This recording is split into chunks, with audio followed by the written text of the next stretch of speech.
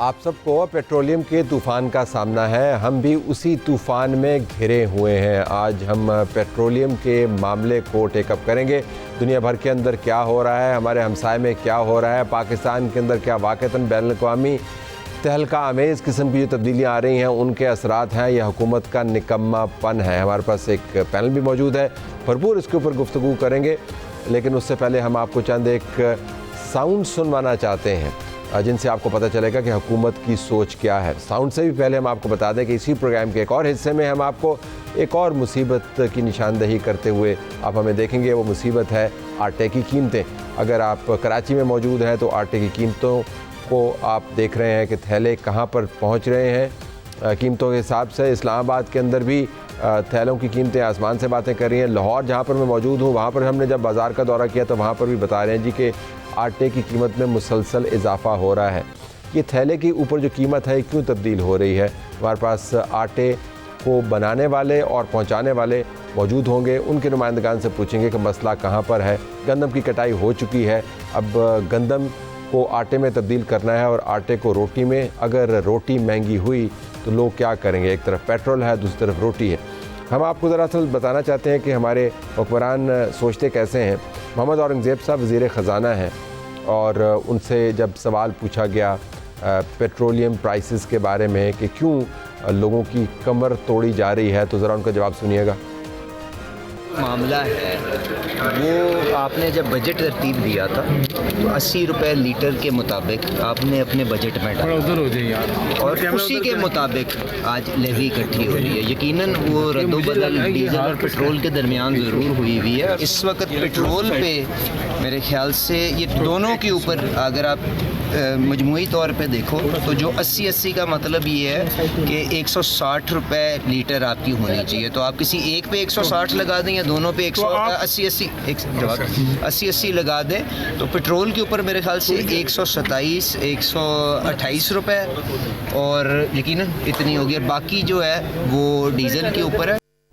ये अली परवेज़ मलिक साहब थे वज़ीर पेट्रोलियम। हमने मोहम्मद औरंगज़ेब वज़ीर ख़ज़ाना की भी सॉर्ट आपको सुनवानी है, लेकिन अली परवेज़ मलिक आपको बता रहे थे कि पेट्रोल की कीमत क्या है और पेट्रोल की कीमत के लिफाफे के अंदर टैक्स कितना है, वो मान रहे हैं उसको। लेकिन औरंगज़ेब साहब जिनके पास ख़ज़ाने की कुंजी है वो बता रहे हैं हमें कि हम कितना ज़बरदस्त काम कर रहे हैं। इस वक्त डिमांड मैनेजमेंट हो रही है। इवन आर नेबरली कंट्री जिसके पास स्ट्रेटेजिक रिजर्व्स भी हैं और जिनके very deep pockets as well, they have gone in for aggressive demand management. तो इसलिए आपको इस लिहाज से हमें देखना है कि सारी दुनिया में क्या हो रहा है और जितनी भरपूर कोशिश कर सकते हैं अली परवेज साहब और उनकी ministry, they are absolutely all out और जो भी हमें मौका मिलेगा वो इंशाल्लाह हम रिलीफ पास क्या सर कि क्या ये तो डबल इल्जाम नहीं कि टैक्स इकट्ठा नहीं कर सकते हम, इसलिए लेके लिया है, तो ये कमी किसकी है, कोताही किसकी है? एनएफसी को कोई देखेंगे ताकि उधर से पैसे निकाले। ये बजट के दौरान सब डिटेल में आपसे बात हो। बड़ी मेहरबानी इनकी कि उन्होंने 1.5 मिनट रुक कर उन्होंने सवाल के जवाब दे दिए और कितना उन्होंने हम पर एहसान किया ये बताते हुए कि अभी तो आपको प्रेस कॉन्फ्रेंस के अंदर मैंने और पेट्रोलियम मिनिस्टर ने बताया है तफसील के साथ के मामलात क्या हैं। उन्होंने दुनिया का हवाला दिया कि दुनिया के अंदर मामलात कैसे चल रहे हैं, तो हम आपको दुनिया के मामलात दिखा देते हैं। इस वक्त आप जो चार्ट देख रहे हैं इसके अंदर दुनिया में सबसे ज़्यादा पेट्रोलियम की कीमतों में इजाफ़ा इस बहराए जो है स्ट्रेट ऑफ हॉर्मुज़, इसके तलातम ने जो पैदा किया वो म्यांमार में है। म्यांमार कोई जमहूरी मुल्क नहीं है, वहाँ पर फ़ौजी हुकूमत मौजूद है और उसके पास वसाइल भी नहीं है। इकॉनमी उनकी टैंक करती हुई आपको नज़र आ रही है। 90% यहाँ पर पेट्रोलियम की मसनूआत में इजाफ़ा हुआ है। पाकिस्तान, आपको ये जानकर हैरानी और परेशानी होगी, दुनिया में इस वक्त दूसरा मुल्क है म्यांमार के बाद जहाँ पर सबसे ज़्यादा पेट्रोलियम की कीमतों में इजाफ़ा हुआ है। अगर आपने मवाजना करना है पाकिस्तान का तो म्यांमार से ना कीजिए, अब बांग्लादेश से कर लीजिए। बांग्लादेश के अंदर जो इस तमाम तूफ़ान के बाद पेट्रोलियम की कीमतों में इजाफ़ा हुआ है वो 17% है। हिंदुस्तान का औरंगज़ेब साहब हवाला दे रहे थे तो हिंदुस्तान में डिमांड मैनेजमेंट तो हो रही है लेकिन प्राइस मैनेजमेंट भी हो रही है। वहाँ पर 0% इजाफ़ा हुआ है जब से आबनाए हॉर्मुज़ का मसला खड़ा हुआ है और पेट्रोलियम की मसनूआत की तलब और रसद के अंदर आपको तबाही नज़र आती है। तो बांग्लादेश 17%, हिंदुस्तान 0, पाकिस्तान दुनिया में दूसरा बड़ा मुल्क। तो हो क्या रहा है? हमारे पास जो मेहमान मौजूद हैं खुर्रम हुसैन साहब, माहिर हैं मुआशी अमूर के और इन मामलात को बड़े करीब से देख रहे हैं, उनका बहुत शुक्रिया। हमारे पास इंजीनियर खुर्रम दस्तगीर खान साहब मौजूद हैं मुस्लिम लीग नवाज़ की तरफ से, उनका भी बहुत शुक्रिया। इंजीनियर साहब ने एक ट्वीट किया था पिछले दिनों जब हम एनिवर्सरी मना रहे थे मार्का हक की, और उन्होंने कहा था कि बहुत बड़ा तोहफ़ा होगा हुकूमत की तरफ से अगर पेट्रोलियम की मसनूआत में कमी हो जाए। वो ट्वीट तो अपनी जगह पर मौजूद है, कीमतें कहीं और चलेंगी। इंजीनियर साहब बहुत शुक्रिया। राना आतिफ साहब रुकन कौमी असम्बली पाकिस्तान तहरीक इंसाफ की तरफ से हमें ज्वाइन कर रहे हैं। स्टार्टिंग विद यू इंजीनियर साहब, आपने जो ट्वीट किया उसका असर नहीं हुआ, बल्कि मुझे ये कहने दीजिए कि उसका उल्टा असर हुआ। तो आपको ये ट्वीट करने की जहमत क्यों हुई जब आपको पता है कि उसका उल्टा असर होना है?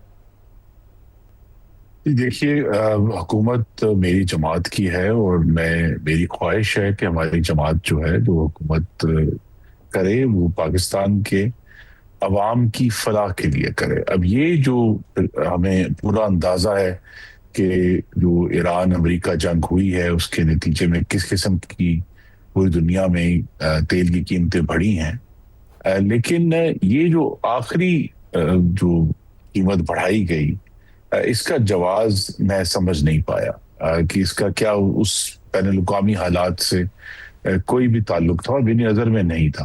तो इसीलिए मैंने ट्वीट किया।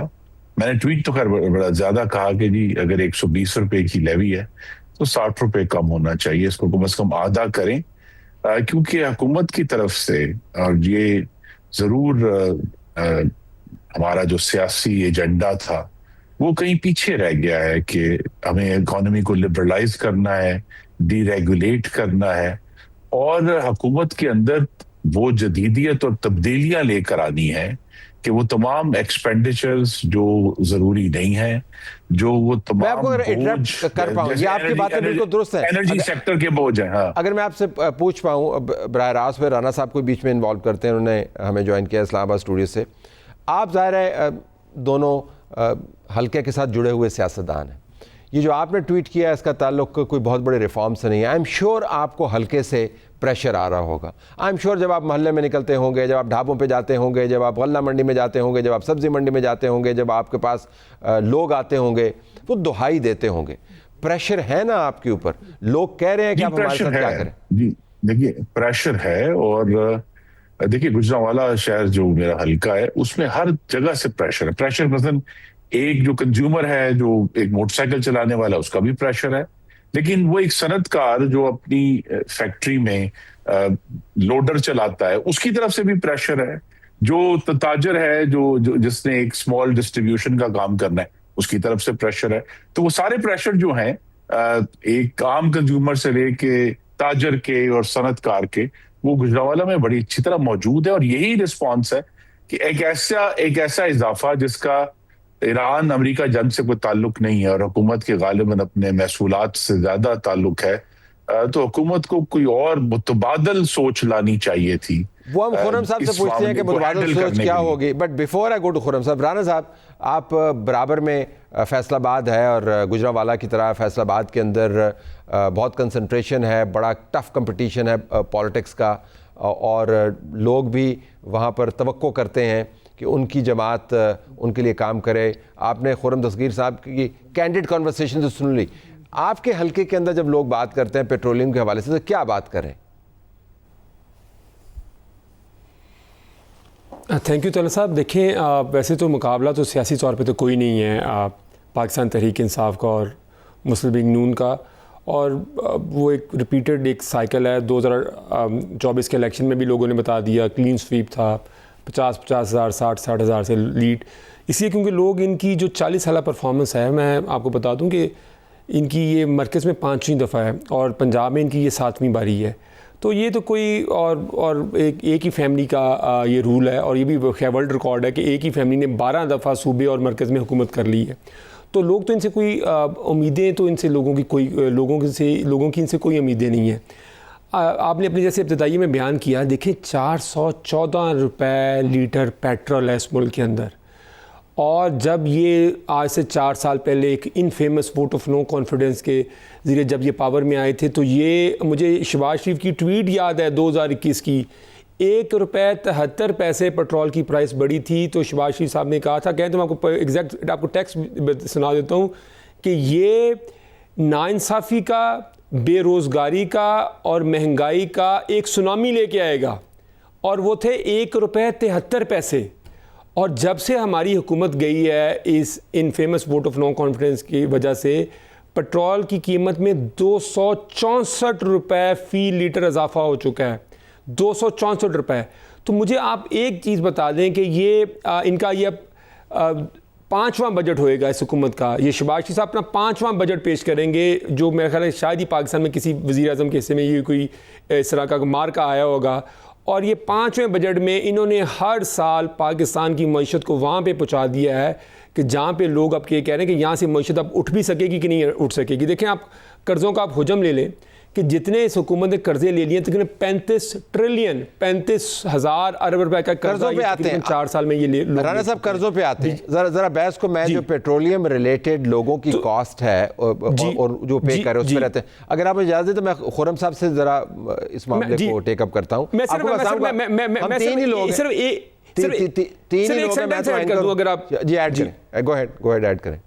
जी मैं देखें, अब देखें, मैं आपको सिंपल बात बताऊं कि पाकिस्तान के अंदर जो मिनिमम वेज है वो लोगों की 30-35 हज़ार है। अगर एक बंदा 1 लीटर पेट्रोल भी डलवाए, इसका मतलब है उसका 15,000 से पेट्रोल का बिल हो गया। और अगर वो दिन के सिर्फ 10 यूनिट बिजली का इस्तेमाल करे, उन्होंने बिजली के ऊपर जो रिलीफ थी 300 यूनिट तक जो थी प्रोटेक्टेड सार्फिन की, वो भी ख़त्म कर दी। तो 30,000 रुपये में सिर्फ वो 1 लीटर पेट्रोल डलवा सकेगा और दिन के सिर्फ 10 यूनिट बिजली का इस्तेमाल कर सकेगा। पाकिस्तान के अंदर तो इतनी जो गुर्बत है वो तो एक ख़तरनाक हदों को छू रही है। और इस हुकूमत के पास कोई, मैं ये कोई सियासी बात नहीं कर रहा, इनके पास कोई सोल्यूशन नहीं। आप इनके बुजुर्ग की प्रेस कॉन्फ्रेंस सुनते हैं, सीरियसली स्पीकिंग बंदे को देख के बंदा ये सोचता कि यार ये लोग मुल्क चला रहे हैं, ये वाला